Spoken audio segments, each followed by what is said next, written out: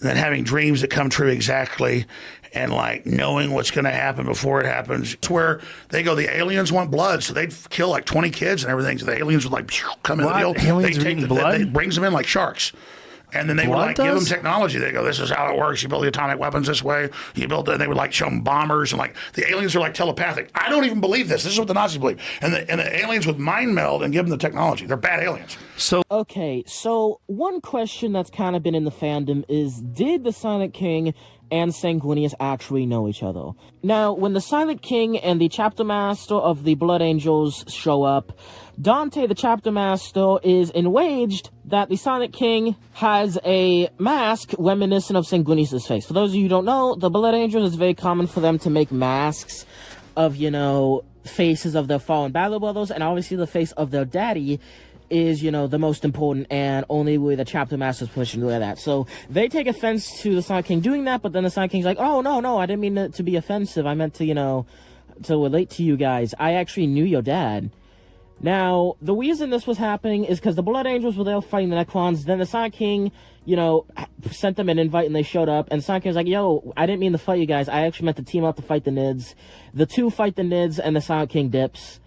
And so this is a interesting scenario because we don't see anywhere in the Horus Heresy, Sanguinius talk about the Necrons. And especially because this is weird because Silent King supposedly re-entered the galaxy relatively recently, and it's only been in like the last 1,000-ish years that Tomb Lords have begun to reawaken. Obviously, the first Tomb Lord to reawaken was Trajan the Infinite, who woke up before Horus Heresy, technically before, Great Crusade, because he had a Thunder Warrior in his collection. Although, because some Thunder Warriors did escape their purge, it could have been during the Great Crusade, I don't know. But anyway, so there was only one Primarch who was somewhat confirmed to, meet up with the Necrons. And even then, it wasn't the actual Necrons, it was just a single one of the, AI low IQ Scarab units. This giant metal snake that Pharos Manus drowned in lava, and that's why he has Necrodomus on his hands, because he drowned it and it fused with him, pretty much, fusing to his bones, nervous system, and of course his iron hands. Now, he didn't actually know that's a Necron, and he doesn't know that, his homeworld was a Tomb Lord. He thought this was just a random, AI monster. He had no idea how interconnected that thing was to the galaxy's history. So, and in fact, the first guy to actually be like, oh my god, where do you get that Necrodomus? And Pharos was like, what are you talking about? And then Sanguinius was like, oh, well, I don't really know. So, I do think it is at least implied in the story, well, it's straight up said in 40K, that, Sanguinius knew the Silent King and met up with him, and it's hinted at in the Horus Heresy in 30K that he knew him. So, how would this encounter go, and why have we never seen anything about this encounter? Well, I think first and foremost, the Blood Angels, despite their nobility, are a somewhat secretive legion. Most people, especially during the Great Crusade, in fact, during the Great Crusade, no one except the Lunar Wolves, and obviously all the Blood Angels, knew of their gene curse, the Red Thirst. No one knew about this. By the way, this is before the Black Age. The Black Age isn't a genetic curse, it's a spiritual curse. So the Black Age is, brought on by Sanguinius' death when they now think they're Sanguinius and everything's Horus. The Red Thirst is a more natural curse. The Black Rage is a psychic curse, the Red Thirst is a genetic curse. So the Red Thirst was kept secret because Sanguinius was terrified that if the God Emperor of Mankind found out about the curse, that he would kill him, because Sanguinius was a very wise, intelligent, noble dude, and he also realized that there were two dead Primarchs and he didn't want to be the third. And so, because of this, he kept it a secret, but the Lunar Wolves found out because Horus and Sanguinius were best of friends and would often fight beside each other. And, Horus obviously witnessed the curse, and, Sanguinius begging to keep it secret, and Horus, being a cool bro until he felt chaos, kept it a secret. Now, because of this, the Blood Angels were a very secretive chapter, and Sanguinius, despite his nobility, was a fairly secretive individual. He had a secret side. So, also, one thing to note, again, the main times, Sanguinius fought, alongside his brothers, obviously there were dozens of exceptions, but the majority of the time, the Blood Angels fought by themselves or with the Lunar Wolves, who knew how to keep a secret as well. So, a lot of the times when the Blood Angels would fight, they would actually fight in the middle of nowhere on the edge of the galaxy. Sanguinius was a big edger. Sanguinius just loved edging the galaxy. And so, because of this, he was always edging the galaxy. This would mean if the Silent King were to show up, it's a highlight. No, don't go wrong. Obviously, the galaxy is massive. It would be very unlikely for these two just to bump into each other, but not impossible. Especially if the Silent King probed the galaxy, saw how there was a powerful, empire, and didn't want to fight them. Because again, the reason why we see, the Silent King actually coming to our galaxy, coming back to our galaxy, is for two reasons. Because the Necrons are beginning to reawaken, and also because of the Tyranid threat. He wants to awaken the Necrons to fight the Tyranids and protect the galaxy.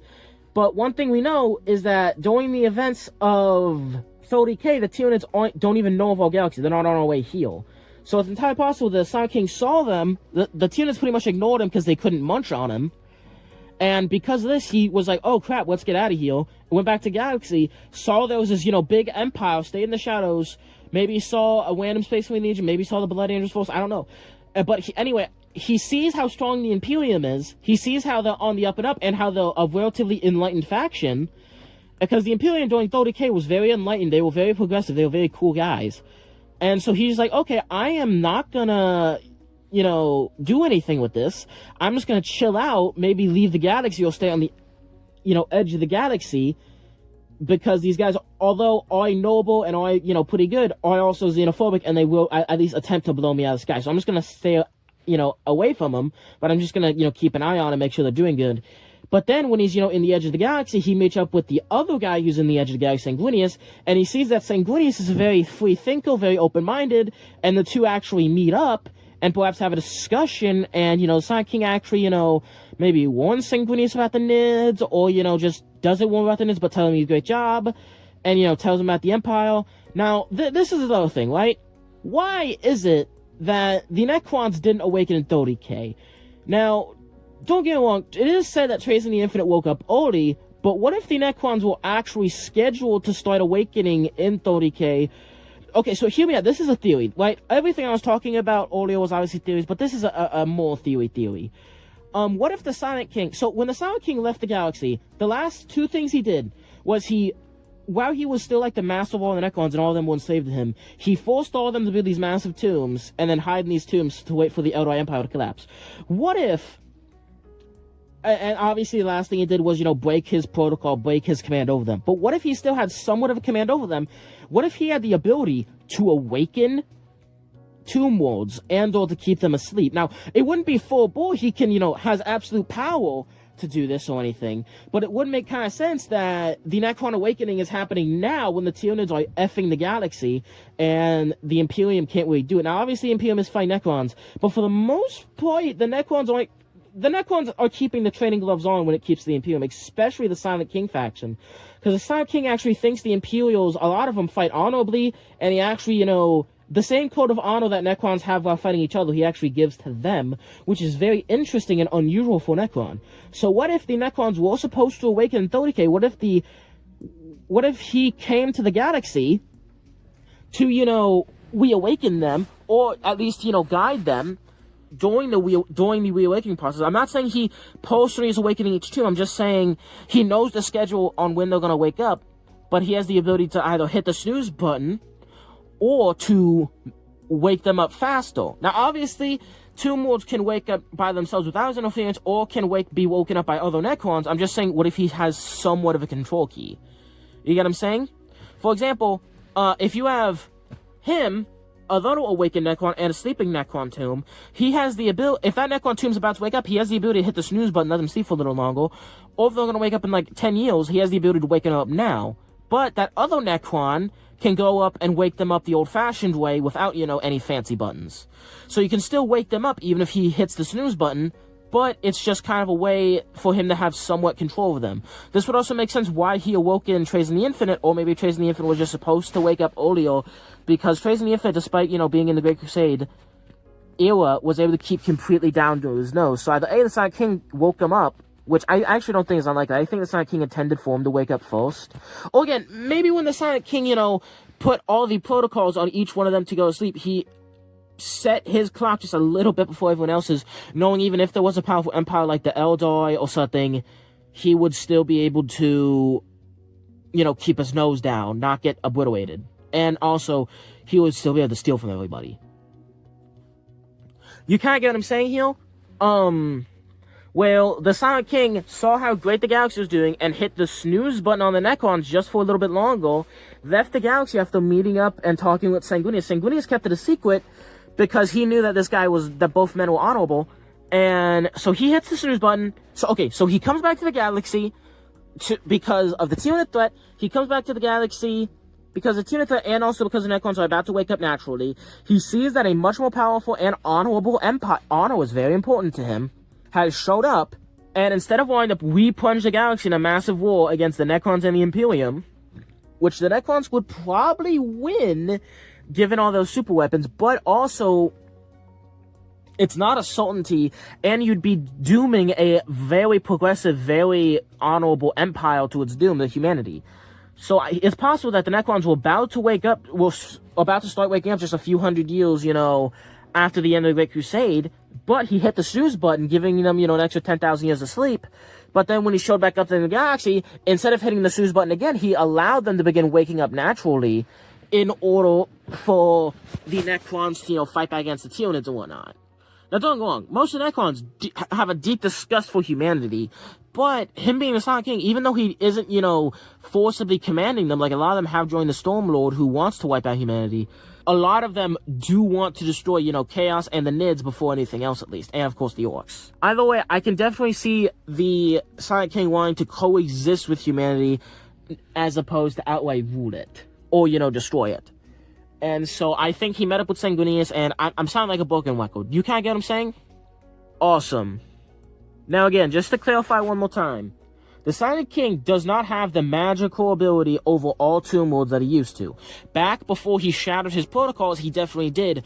I'm just saying he might have a worldwide button, well, galaxy-wide button, that he might just be able to hit the snooze a little longer, or, or just allow it to go its normal clock. So, imagine, you have an entire, galaxy full of people who are set to wake up at 6 o'clock. He doesn't, stop them from waking up. He doesn't, stop that. He just turns their alarm from 8 o'clock to 12 o'clock. If someone still wanders in your room and starts shaking you awake, you're still going to wake up. But because your alarm clock is now set for 12, you're not going to be forcefully awaked unless some other random BS wakes you up. Like a Vero Necron tomb who awoke, or, forcefully got awoke because some humans, because, a lot of times, Necron Tomb comes online because a bunch of, Imperium miners mined into it, or Leagues of Otan, or somewhere in BS like that, and Necron Tomb Lords will often, a lot of Necrons will go to other Tomb Lords to awaken them, which will, awaken more Tomb Lords. So the Silent King might not want the Necrons to all be waking up, especially all the more violent Necron dynasties, but that just is kind of happening, because it's out of his control. He just has the ability to put more time on their clock, their natural clock, but other random BS can still wake him up. Because, for example, Imhotep the Stormlord just going around and waking up a ton of Tomb Lords. Obviously, Silent King doesn't want that, but that is something he's doing because he woke up. You kind of get what I'm saying? Awesome. Anyway, what do you think of my theory that the Silent King saw the galaxy, saw Sanguinius was a cool guy, thought the Emperor was cool, and then just dipped just to, one back to the galaxy when he sees the Nids, or maybe he always saw the Nids, I don't know. Just to one back to the galaxy, maybe put the snooze on them again. But when he came back the second time to put the snooze on them for those 10,000 years, he saw how everything was fucked, so he just would let them wake up. Alright. I hope you enjoyed today's video. Also, a good reason why I made this video is because there was a book coming out in just a few months featuring, the Silent King very heavily. Gilliam is going to make an appearance, so maybe my theory will be made, true there. I wanted to get this video out before that comes out because I think that it'd be really... I think I would just absolutely be a raging ball of fury if this is confirmed, that book. And then I'm like, no guys, I actually knew this before the book came out. And everyone's just like, nah, man, you don't. But anyway, my theory probably isn't going to be, proven true. It is just a theory. A game theory. Thanks for watching. Alright, please make sure to like and subscribe. Have a good day and see you in the next one. Peace.